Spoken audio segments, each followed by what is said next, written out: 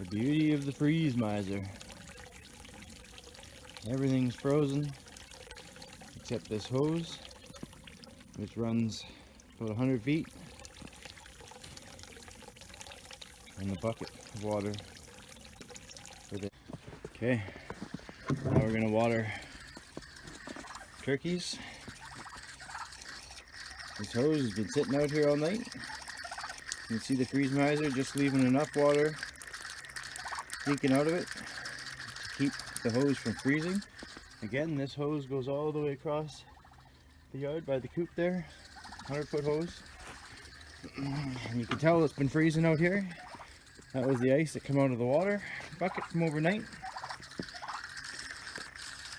And all we do is shut off the valve.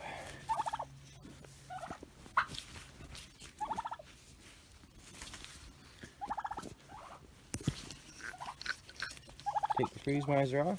Now we just have a regular functioning garden hose, just as if it were July. This time of year used to meant for us going into the house, filling up buckets of water, running buckets around all the different pasture animals and turkeys, chickens.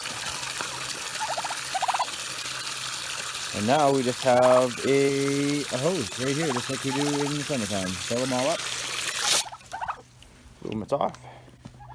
And we'll go over and we'll, first when we're done, put the freeze miser back on. And don't forget to open up the valve so that water is going to flow through. You got to turn the tap on. If you leave the tap off, obviously water can't flow through nothing and it's going to freeze on you. As long as that water is open, it's flowing. And it'll just leak out just enough so that the hose doesn't freeze.